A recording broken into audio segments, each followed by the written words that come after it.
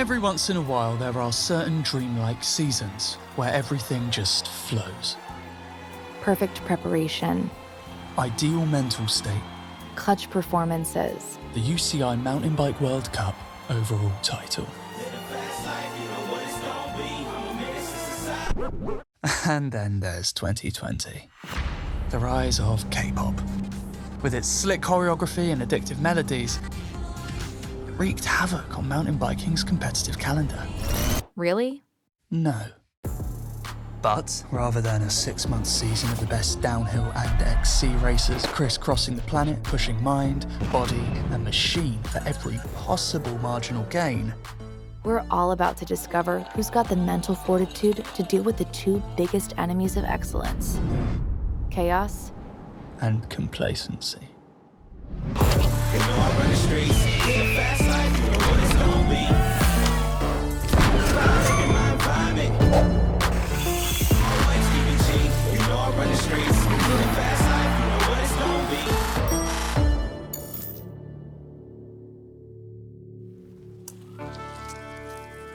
In a year filled with more improbabilities than a YouTube flat Earth video, the World Cup mountain bike season will be an exercise in both brevity and intensity.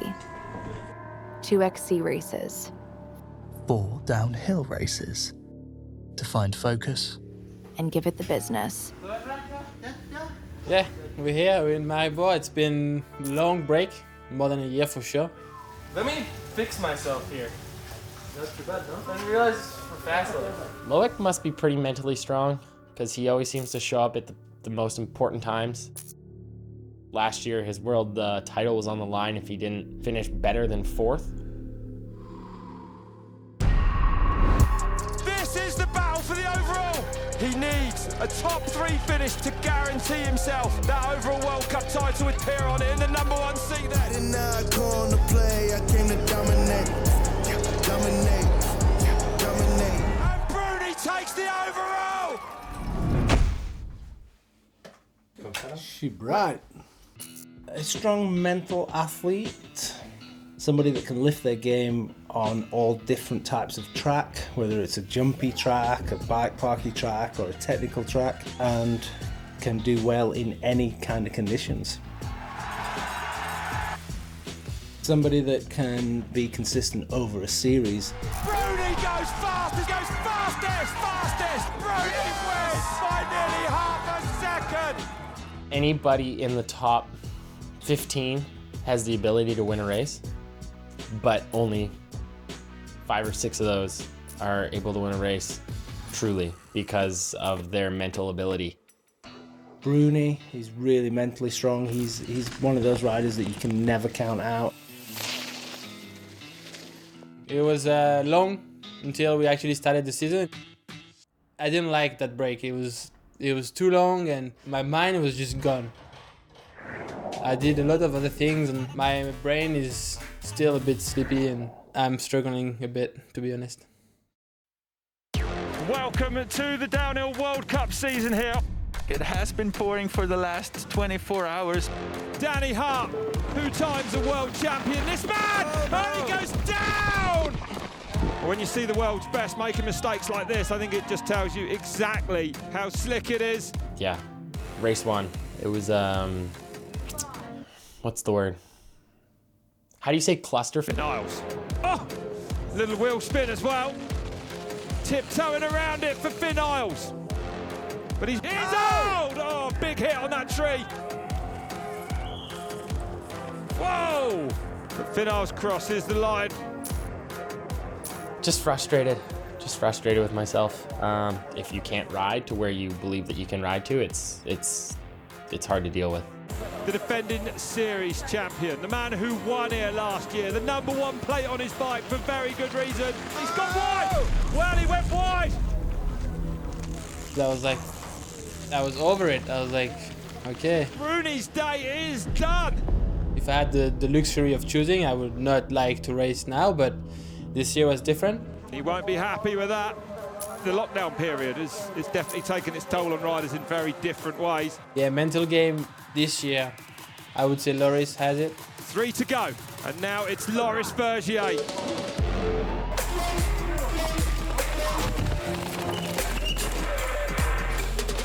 Might feel that this could be Vergier's season. Vergier goes fastest. Oh, it's a 3:07. Elation, confusion, and disappointment. So much drama. And all of it taking place in the 3 minutes and 7 seconds between the starting gate and breaking the beam. 5, 4. But there's one emotion that's unequivocally dominated the season so far. Uncertainty. I love the saying that we're all in the same boat, but the storm around us is different. So everyone's had to deal with coronavirus and the pandemic and all of these changes that have impacted all of us. This year, she did, I think, an exceptional job of maintaining her mental focus. When you have uncertainties like whether you're going to be allowed to show up and race, it can be quite hard to put yourself through the torture to actually physically prepare yourself.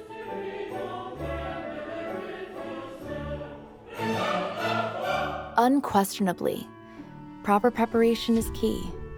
But if you're looking to find the outer edge of two-wheeled personal potential, racing is the hole in the middle of the donut, the missing thing that defines everything. Well, cross-country racing is in general a mental game. Coming to a World Cup race, everybody is prepared at the very best, and at the end, it is about that mental advantage someone has that is just stronger in the head that makes the difference between winning and losing. Her public persona is very, very friendly, very happy one, and then about 5 minutes before the race, it really goes into like kill mode, you know? We are about to go race in the first cross-country Olympic World Cup of 2020. You know, at that point, you have to just trust what you've done, and there's nothing left to do but go out there and race. And we're underway then. Yeah, the riders are really nervous, fighting hard for a good position. Kate Courtney there in the black. Talking about Kate Courtney, most of these European riders have got at least a race under their belt, but as far as we know, Kate has nothing. That's a brave move, isn't it, coming in this first World Cup like that? Training, it's not everything. Racing is different. Rock and roll. Here they are. Oh, Courtney. The reigning mountain bike world champion, Pauline Ferrand-Prévot. Johanna Lecomte, also from France. And Pauline Ferrand-Prévot happy to let her do the work as well. Oddly enough, when you're racing at the front and you're really feeling good and in the fight, oftentimes you kind of get in that flow zone and things, you know, rush by. Courtney, 37 seconds back then for the World Cup overall winner from last year. Days like today where I'm actually riding a lot slower, the race feels horribly long and painful. They're all in a war zone, they're all in a almost death zone in the last couple of laps. Usually the head is deciding who's gonna cross the line first. Gap is getting bigger, she's riding away with it, incredible.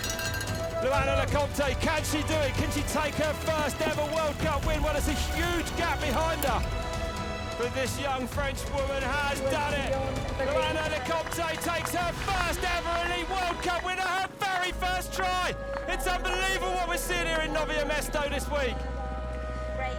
This year it's been really recognizing that the pressure and the pain in a race is a privilege. Also recognize that it's something we practice in training and that we're prepared to push through on race day.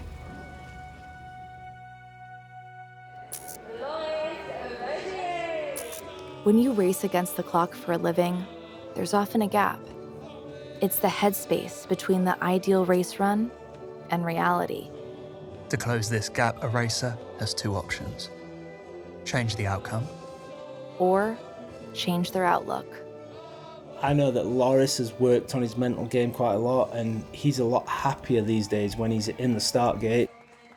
I think Finn needs to be happier with himself after a run.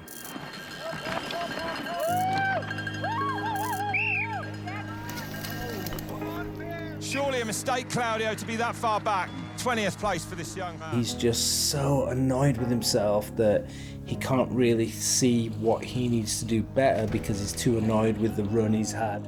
Ah, it's a disaster for Finn Isles! He needs to slow down, but that's because he's putting so much pressure on himself. He's trying to go faster. Oh no, it's not gonna be not a good place to lose your forward momentum and again! So if he could be happier in himself, then he might flow a little bit better.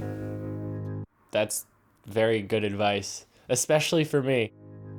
Last year, actually, midway through the season, I was like, something's wrong here. I can't sort this out on my own. These last couple weeks have been really tough. Yeah. Being beat up. I started with a mental coach and things have been really good. Worked with him throughout the winter. I've practiced it at home, riding on my home trails. I've practiced it doing a lot of different things like visualization before going to bed. Getting that routine is super dialed, and I have a pretty set one now that I think works for me. It involves a few things, a pair of socks, underwear, a shirt, and a song. I think when I was younger, I thought it was superstitions, but I think if it's more of a routine, then it's just something that tells you that it's time to go fast. Round 2 of this year's UCI Downhill World Cup. We're in Maribor. Everything sort of led towards that better race. It was just a little bit of a mindset change. We're actually in a World Cup, and we actually need to do this. Finn Isles from Whistler in Canada. Got the feeling, Claudio, this is another man on the cusp of doing something massive in this sport. It is literally a matter of time, and he's green! Oh, over half a second up, then a split number 2. Oh, super fast down there, and great around that right-hander on the exit as well. It's Finn Isles, he just died again, commit. I think this might be the best we've ever seen Finn Isles ride. And he takes the lead by just 0.58 in the end. I almost wanted to cry. It was kind of like this weight on my shoulders kind of went away. Back to the top we go. For Loris Vergier, the round 1 winner here. Oh, whoa, whoa. I'm not sure he was exactly online there, but he's just kept going forwards anyway. It's going to be close. It's going to be Vergier by 0.4 of a second. That title is gone. Last year's World Cup winner. He's still got to fight for that, and fight he will. Past where things went wrong for him on Friday already. That was fast. That was so fast. Oh, a perfect straight line there. That was incredible. He's taking the lead. Oh my God, he's up. Come on, Loic. 0.23 up then for Loic Bruni, the defending series champion. 0.2, that's nothing. Bruni comes down the line. Is it going to be red or is it going to be green? Bruni goes second. Oh, just 500ths in it. And Loris Vergier does the double in Maribor. 0-0-57. First time we're on the podium together. Woo! It was better than the other day when we both crashed. Getting on the podium for me showed to myself that all the stuff that I've been working on is working, and I just need to stick with a good mentality. The long break away from racing has really reinforced that even if they're not on the pinnacle of the podium, a racer should take a moment to savor doing a hard thing and doing it well. Okay, moment's over. I'm happy for Loris, but it tastes bitter. Let's go to Lausanne, let's win.